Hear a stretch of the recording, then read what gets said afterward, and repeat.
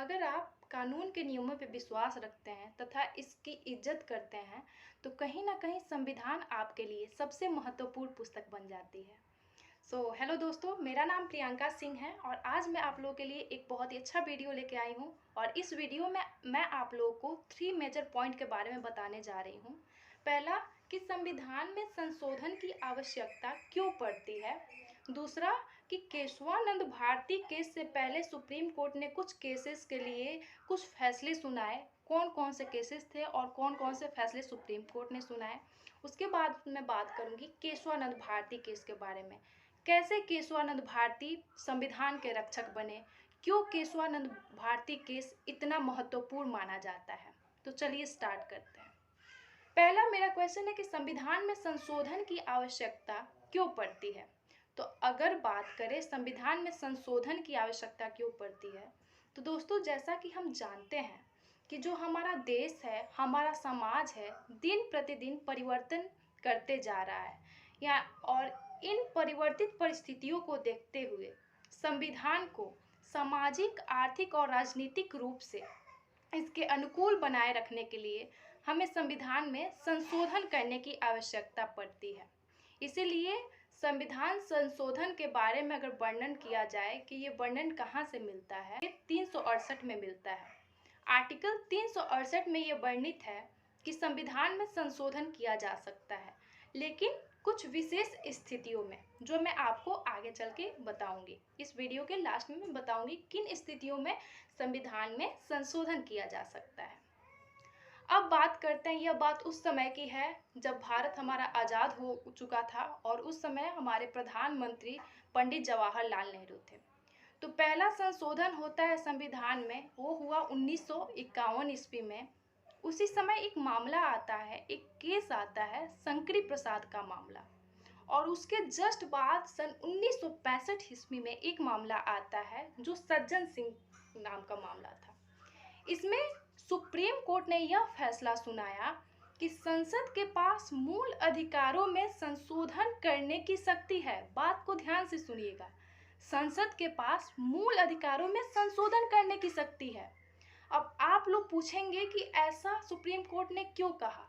तो ऐसा इसलिए कहा क्योंकि उस समय सत्ता में जो लोग थे, जो सरकार थी, उस समय वो जो सरकार थी उसमें कहीं ना कहीं वो लोग थे जो स्वतंत्रता प्राप्ति में अपनी अहम भूमिका निभाए थे। तो कहीं ना कहीं सुप्रीम कोर्ट को भी ये विश्वास था कि ये लोग संविधान में के संशोधन में कुछ ऐसी गड़बड़ नहीं करेंगे जिससे कि इसके मूल ढांचे में कोई परिवर्तन आए। इसीलिए सुप्रीम कोर्ट ने संसद को ये शक्ति दे दी। लेकिन उसके जस्ट बाद 1966 में गोलकनाथ केस जब 1966 में आया, तो इसमें सुप्रीम कोर्ट ने यह फैसला सुना दिया कि संसद के पास मूल अधिकारों में संशोधन करने की शक्ति नहीं है। अब आप यहाँ पे पूछोगे कि शंकरी प्रसाद मामले में और सज्जन सिंह मामले में तो सुप्रीम कोर्ट ने यह फैसला सुनाया था कि संसद के पास मूल अधिकारों में संशोधन करने की शक्ति है। लेकिन ऐसा क्या हो गया कि गोलकनाथ फैसले में, यानी कि गोलकनाथ केस में 1966 ईस्वी में सुप्रीम कोर्ट ने यह फैसला ले लिया कि संसद के पास मूल अधिकारों में संशोधन की शक्ति नहीं है। तो ऐसा इसलिए हुआ कि क्योंकि सत्ताधारियों द्वारा संविधान में कुछ ऐसे बदलाव किए गए जिससे कि सुप्रीम कोर्ट को लगा कि संविधान के मूल ढांचे में परिवर्तन हो रहा है। इसीलिए सुप्रीम कोर्ट ने संसद से इस शक्ति को छीन लिया। अब सबसे बड़ी ट्विस्ट आता है कब कहानी में, जब केशवानंद भारती केस आता है। यह बात केरल की है। केरल सरकार ने भूमि सुधार से संबंधित कुछ कानून बनाए, 2 तरह के कानून बनाए। और वहाँ का एक मठ था, इडवीर मठ केरल का। उसके मुखिया जो थे वो थे केशवानंद भारती जी। मुखिया आप कह सकते हैं, जो वहाँ का जो सबसे बड़ा पंडित का पद होता था शंकराचार्य का, वो वहाँ के केशवानंद भारती जी थे। और जो इडवीर मठ का जो भी प्रॉपर्टी थी उसका पूरा देख रेख यही कर रहे थे। अब केरल सरकार ने जो नियम बनाया था, उस नियम के थ्रू केरल सरकार ने क्या किया कि इनसे जो प्रॉपर्टी का ये मैनेजमेंट कर रहे थे, इस मैनेजमेंट को उन्होंने छीन लिया, उस पर तरह तरह की पाबंदियां लगा दी। अब केशवानंद भारती जी को कहीं ना कहीं लगा कि उनके मूल अधिकारों को उनसे छीना जा रहा है। जैसा कि हमें पता है कि आर्टिकल 12 से लेके 32 तक ये हमारा फंडामेंटल राइट है, हमारा मौलिक अधिकार आता है जिसे कोई भी नहीं छीन सकता है।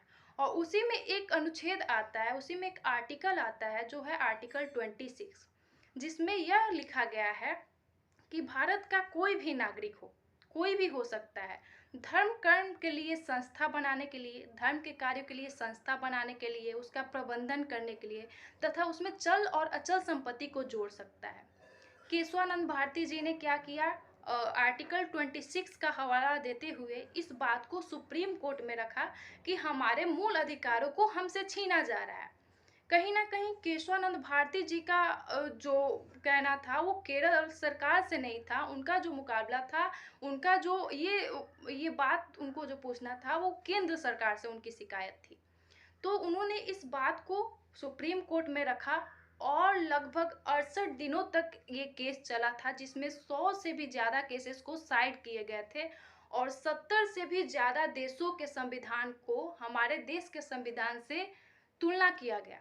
तब जाकर अंततः 13 जजों की पीठ ने 7-6 बहुमत से 24 अप्रैल 1973 को यह पारित किया कि संसद के पास मूल अधिकारों में संशोधन करने की तो शक्ति है, लेकिन अगर संसद संशोधन करती है और उससे संविधान के मूल ढांचे में कोई परिवर्तन आता है तो सुप्रीम कोर्ट उस संशोधन को खारिज कर देगी, यानी कि सुप्रीम कोर्ट उस संशोधन को नहीं मानेगी। और इस तरह केशवानंद भारती का जो केस था यह अब तक का स्वाधीनता के बाद सबसे बड़ा जजमेंट के रूप से में जाना जाता है।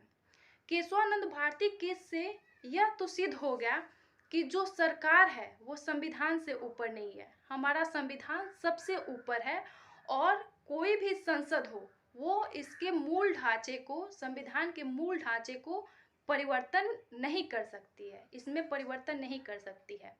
तो अगर आप बात करें केशवानंद भारती के केस के बारे में, तो मूल रूप से केशवानंद भारती में यह सुप्रीम कोर्ट ने फैसला ले लिया कि मूल अधिकारों में संशोधन कर सकती है संसद, लेकिन वैसा कोई संशोधन नहीं करे जिससे कि संविधान के मूल ढांचे में परिवर्तन हो।